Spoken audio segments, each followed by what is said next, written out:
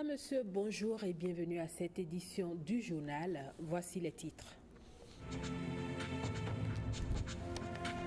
Adaptation au changement climatique, la question est au cœur d'un atelier de réflexion à Grand Popo. C'est une initiative du ministère du Cadre de vie en partenariat avec la coopération allemande.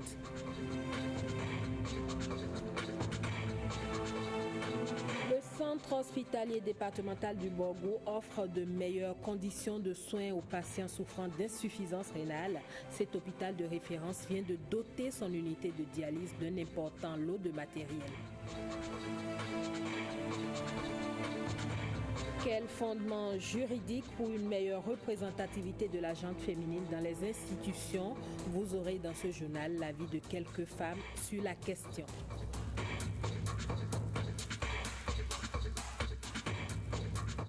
Merci de votre fidélité. Adaptation au changement climatique au Bénin, les réflexions se mènent à Grand Popo pour l'élaboration du processus. Un atelier a démarré dans ce sens hier jeudi, une initiative de la coopération allemande en partenariat avec le ministère du Cadre de vie. Koudous Abdoulaye, Bruno Routekbo. Il reste problématique pour le Bénin. Le processus de formulation de plans nationaux d'adaptation au changement climatique, l'inaccessibilité aux données techniques et surtout les capacités limitées de l'administration sont notamment à l'origine du retard dans la mise en œuvre du processus PNA. Dans le but donc de pallier à cette insuffisance, le ministère fédéral allemand de l'environnement, de la protection de la nature, de la construction et de la sûreté nucléaire, sur demande du gouvernement béninois après une étude diagnostique, a initié le projet d'appui scientifique au processus PNA, PAS-PNA. Le renforcement du cadre de gouvernance du processus, le renforcement de la capacité scientifique, de la facilitation de l'accès au financement et de la mise en place du réseau de praticiens PNA, des composantes qui facilitent la mise en œuvre du processus. Il faut maintenant qu'on quitte le niveau de la planification vers le niveau opérationnel. Parce que les impacts sont là, il faut qu'on développe des projets concrets pour atténuer et pour faire face, pour amener les communautés à être plus résilientes et faire face à ces effets néfastes-là. La lutte contre les effets néfastes des changements climatiques à travers le plan national d'adaptation et au niveau local aussi passera par l'exécution d'un certain nombre de projets. Et au niveau local, les communes rencontrent quelques difficultés encore quant à l'élaboration de ces projets. Les assises de Grand Popo permettront aux acteurs d'être éclairés sur la dimension scientifique pouvant aboutir à la formulation de plans nationaux d'adaptation au changement climatique. La Confédération syndicale des travailleurs du Bénin, CSTB, a organisé un meeting hier à Cotonou. Il a été question pour les responsables de la CSTB de relire aux participants certaines revendications de cette confédération. Il s'agit entre autres du respect des libertés démocratiques, du remboursement intégral par la CNSS au FNRS, du coût de la validation des services auxiliaires des enseignants contractuels reversés en APE. En prélude à un atelier sur l'appui de la FAO au Parlement béninois en vue d'une meilleure sécurité alimentaire, Thiemo Koyo, représentant résident de la FAO, Organisation des Nations Unies pour l'alimentation et l'agriculture, a été reçu en audience mercredi par le président de l'Assemblée nationale. À sa sortie d'audience, Thiemo Koyo s'est confié à la presse. La FAO travaille déjà avec le Parlement panafricain pour essayer donc de faire avancer la cause de l'alimentation en Afrique. Et dans ce cadre, nous envisageons également d'appuyer les parlements nationaux et notamment créer des alliances parlementaires qui pourraient être renforcées dans leur capacité. La FAO pourra également intervenir pour développer des échanges interparlementaires avec les autres parlements africains ou d'ailleurs pour l'échange de bonnes pratiques parlementaires et tout cela dans le but de faire avancer l'agenda du développement agricole et de la sécurité alimentaire. C'est en gros donc ce que nous sommes venus échanger avec Monsieur le Président du Parlement qui a été très réceptif et qui nous a encore une fois partagé sa vision en matière de développement parlementaire, mais également en matière d'amélioration de la sécurité alimentaire des populations. Plusieurs personnalités étaient au cabinet du président de la Cour constitutionnelle, parmi elles les nouveaux ambassadeurs nommés et les anciens parlementaires. Le point avec William Tchoki. Eric Franck Saïzonou, c'est lui le nouveau premier responsable de l'ambassade du Bénin près la République de l'Afrique du Sud. Avec lui, 3 autres de ses collègues ayant bénéficié de la confiance du chef de l'État avant de rejoindre leurs postes respectifs. Ils étaient au cabinet du président de la Cour constitutionnelle. Cette visite revêt une importance toute particulière parce qu'elle s'inscrit dans le cadre de la nouvelle approche de la gouvernance du Bénin que le chef de l'État est en train d'imposer petit à petit. Une approche qui consiste à travailler de concert avec toutes les institutions. À leur suite, les femmes du groupe de presse, le municipal, elles sont venues partager avec le président de la Cour une rencontre qu'elles organisent dans le cadre de la commémoration de la Journée internationale de la femme. La Constitution béninoise reconnaît l'égalité de la femme. Et nous avons pu présenter le projet au président afin de recevoir de lui de sages conseils pour mieux réussir notre activité. Le nouveau bureau de l'Association nationale des anciens parlementaires du Bénin a passé également par là. Nous sommes extraordinaires et nous avons décidé aujourd'hui maintenant. Cette expertise acquise là, nous voulons encore mettre ça à la disposition de notre pays. Le Bénin abritera le concours international de procès simulé en droit international. Maître Salami est allé solliciter la participation du professeur Théodore Olo. 15 ans déjà que l'ancien président Justin Tometi Ahomadegbe a été rappelé à Dieu. 15 ans après, ce groupe de jeunes au cabinet du président Théodore Olo veut faire revivre la mémoire de cet homme d'État très peu connu par la jeunesse.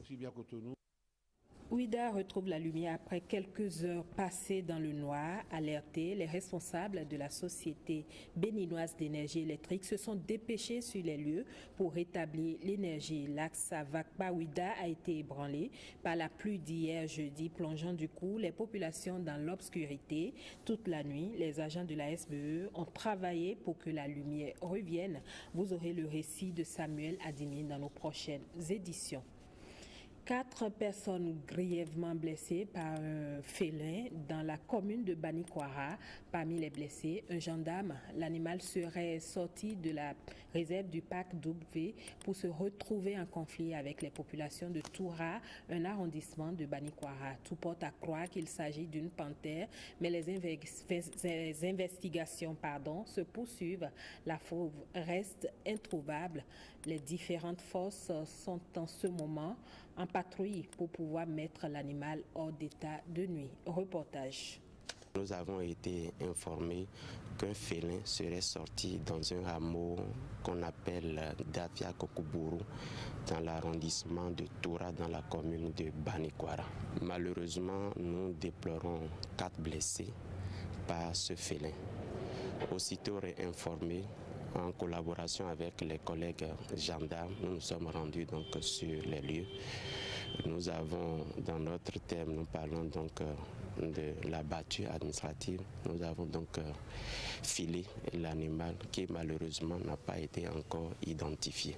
Mais dans ce cas d'espèce, je me suis rendu compte dans le village ici et il est référencé donc le point où l'accident a été produit. C'est à peu près à 16 km de la limite donc du parc. Vous voyez que la distance est importante et on ne pourrait pas dire que le félin est à la recherche donc du bœuf pour se retrouver là.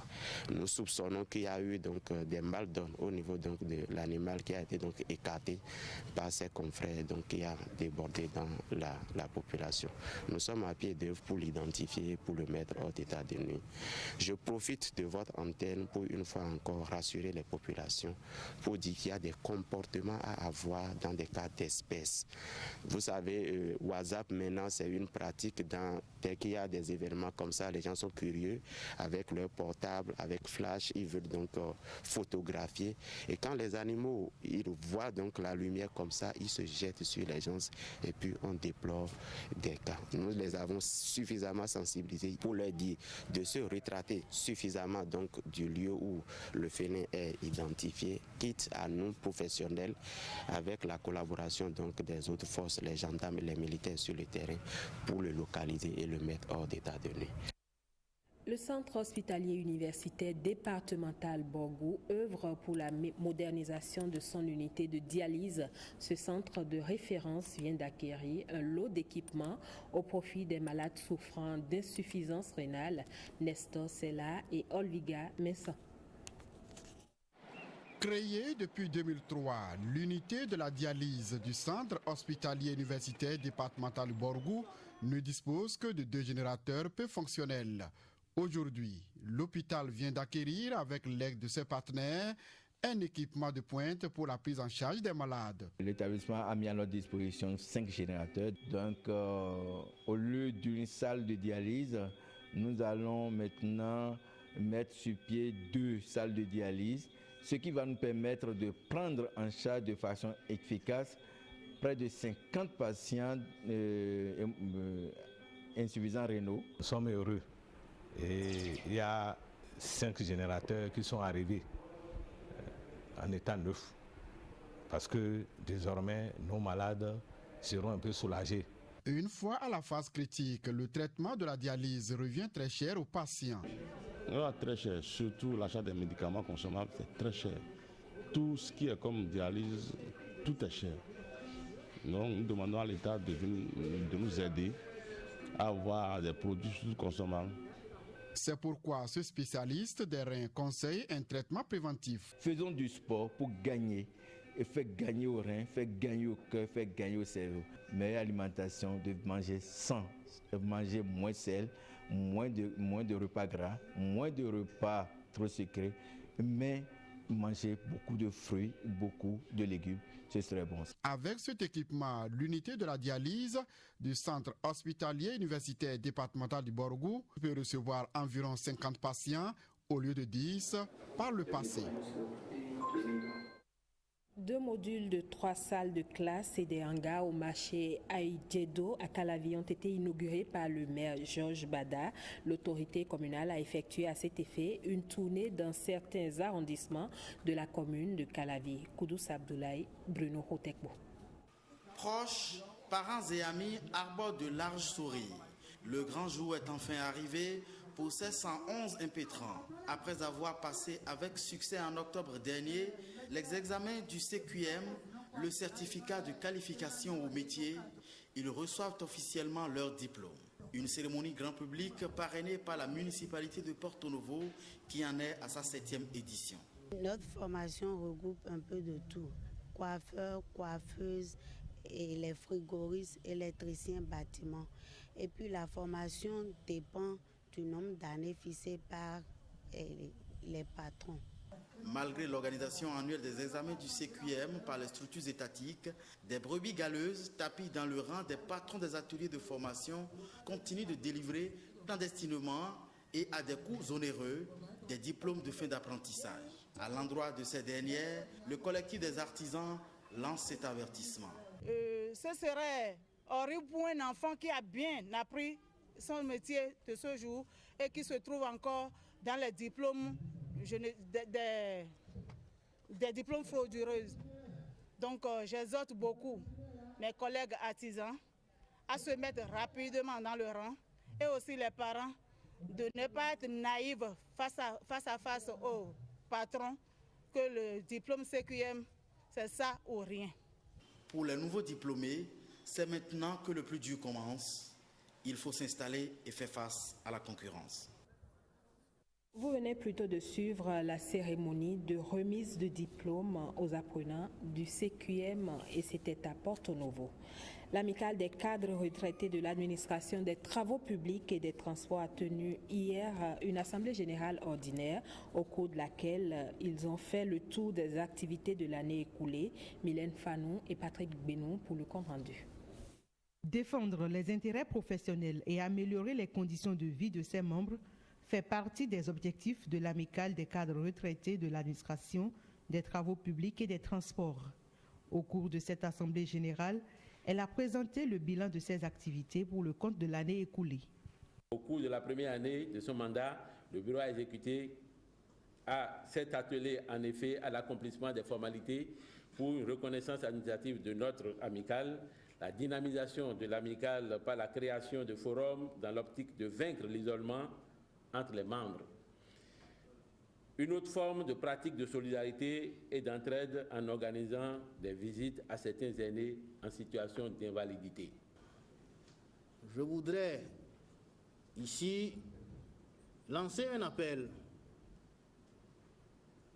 à toutes les compétences que je sais sont parmi vous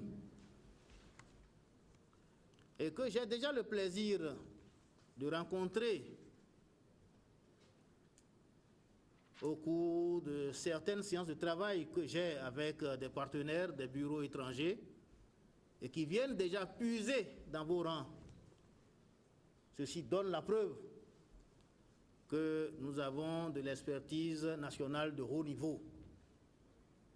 La retraite n'est pas une fin en soi, ni la fin de la génération, et ces cadres retraités l'ont compris.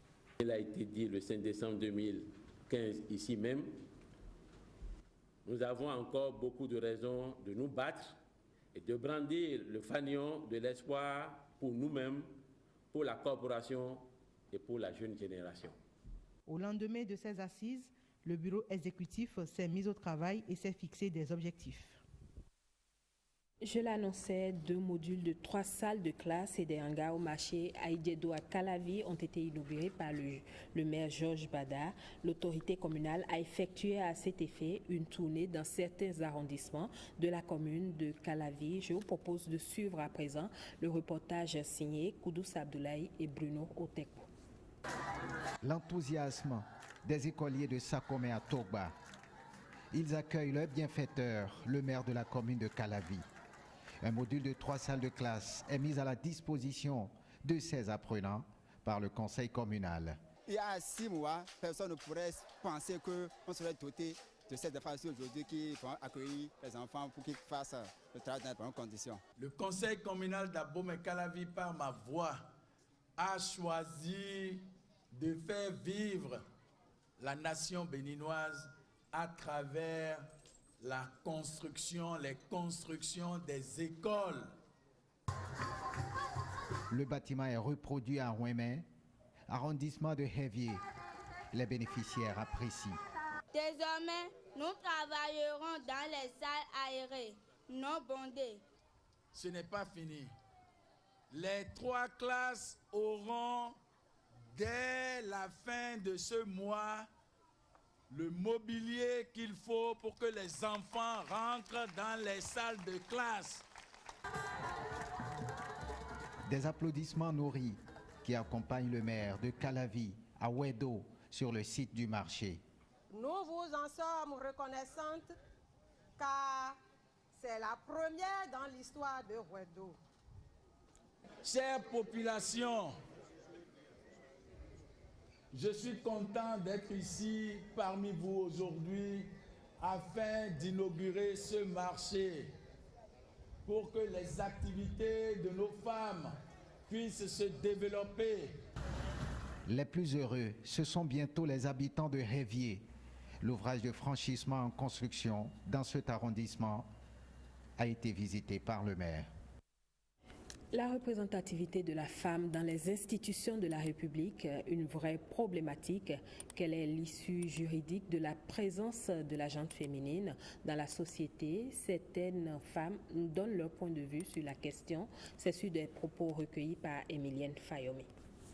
Aujourd'hui, nous entendons dire qu'il y aura une femme députée par circonscription électorale, ce qui revient à nous donner la portion congrue de 24 femmes, sans avoir touché aux 83 autres députés. Je me pose tout simplement la question de savoir sur quel fondement juridique, sur quelle base juridique cette décision-là a été prise. Au moins une femme. Je réfléchis, je constate que ça ne correspond à aucune réalité. J'ai comme l'impression que, bon, voilà, elles réclament, on va leur donner quelques miettes, mais je veux vous dire dès à présent que, en ce qui me concerne, je ne suis pas du tout d'accord avec cela. Au niveau des instances internationales, on a parlé à tout le moins de 30% au moins. Aujourd'hui, nous sommes à peu près 8% de représentativité de femmes au niveau de l'Assemblée nationale. 24 députés en plus, nous sommes encore très loin. C'est le fondement de notre démocratie qui prône que l'homme et la femme sont égaux en droit. Mais voilà un principe qui a du mal à être appliqué dans la réalité. C'est bien de prendre les grands principes, c'est bien d'énoncer les grands principes, c'est bien de déclarer urbi orbi que nous sommes démocrates, d'organiser régulièrement les élections et tout le reste. Mais il faudrait que dans les actes, que véritablement dans les actes, on puisse trouver l'application des principes que nous prônons. Et je fais partie de ceux et celles qui pensent que la meilleure façon de mettre en œuvre cette application, ce principe-là, c'est de prendre une loi, de mise en application du principe. C'est au niveau des partis politiques que le jeu se joue. Parce qu'au sein des partis, les hommes ne laissent pas beaucoup plus de place aux femmes. Et ça, je trouve ça un peu égoïste. Parce que la femme est capable de faire tout ce que l'homme fait. Et la femme peut faire des choses que les hommes ne peuvent pas faire. Donc, il serait souhaitable que nos frères, les hommes, essayent, nos sœurs, les mettre quand même au devant de la scène pour voir de quoi elles sont capables aussi. Qu'on les mette à l'épreuve. Les femmes ne sont pas faites seulement pour rester au foyer, seulement pour être à la solde des hommes. Non. Les femmes peuvent beaucoup. À l'occasion de la Journée internationale de la femme cette année, notre antenne régionale Monokoufo est allée à la découverte d'une dame dans un corps de métier paramédical qui ne court pas les rues.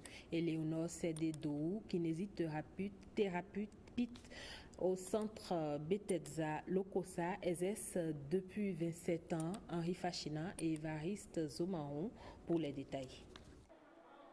27 ans que ça dure, ce mariage d'Éléonore Sédé avec la kinésithérapie, elle s'en souvient. Ce sont les Dominicains qui m'ont proposé la kinésithérapie. Je l'ai accepté sans savoir ce que c'est. Et c'est un métier que j'aime beaucoup. Enfants, jeunes, vieux, de tous âges, victimes de handicap trouvent satisfaction avec elle, d'où son bonheur. Depuis que j'ai commencé ici, la plupart trouvent satisfaction. Et c'est ça qui fait ma joie. Mère de famille aussi, elle puise dans son métier les ressources nécessaires pour éduquer ses enfants. J'arrête à midi, des fois à 13h. Je n'ai pas d'heure de sortie. C'est quand je finis que je sors. Avec cet amour de Dieu qui est en nous et la joie de changer l'état d'un patient, tout ça nous anime et nous éduquons nos enfants dans ce sens. Nos enfants ont compris qu'il faut aimer. Son amour pour les autres est sans limite. Elle est très gentille avec tout le monde. C'est notre moment à tous.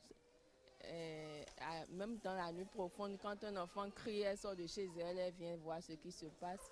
Quand une maman manque de quelque chose, elle est là, elle est présente. Avec des enfants, c'est pareil, elle est affectueuse et tous les enfants l'adorent. Et maman nous apprend à être très calme avec les enfants et bon, ça se passe bien. Cette journée qui est consacrée aux femmes est une occasion pour Éléonore Sédédou de lancer un message. Aux mamans qui ont des enfants qui n'ont pas crié dès la naissance, des enfants qu'on a réanimés juste après la naissance, des enfants qui ont des retards psychomoteurs, des enfants qui bavent, c'est ainsi que je peux expliquer, des enfants qui ne s'asseyent pas à 1 an, des enfants qui ne marchent pas à 1 an, 2 ans. Donc de ne pas les cacher, de les sortir. Femmes, voilà qui est donc dit.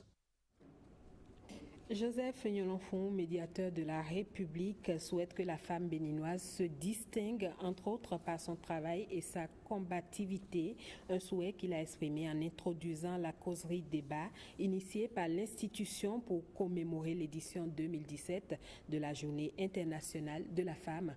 Guillaume Avienou, Brice Rumbo. Échange de civilité dans une ambiance bon enfant entre le médiateur de la République et le personnel féminin de l'institution. Pour marquer l'édition 2017 de la Journée internationale de la femme, le médiateur de la République organise une causerie débat sur le thème « Les femmes dans un monde de travail en évolution pour un monde 50-50 en 2030 », un thème d'ailleurs retenu par les Nations Unies pour célébrer l'événement. Cette cérémonie ne doit être perçue comme un festin, mais plutôt une journée de réflexion pouvant nous permettre de nous organiser pour assumer notre responsabilité dans l'institution et assurer notre autonomisation. Généralement, on pense qu'il suffit qu'on dise qu'il faut que la femme soit l'égale de l'homme pour que tous les problèmes soient résolus. Non. Dans cette salle, il y a certaines femmes qui sont comme ça. Vous avez l'impression que le pays leur tombe dessus, que la médiation leur tombe dessus, alors qu'elles doivent être des femmes distinguées. Pour les participants, des efforts doivent être fournis de part et d'autre pour faire de la femme béninoise en milieu professionnel une personne distinguée et non une personne singulière.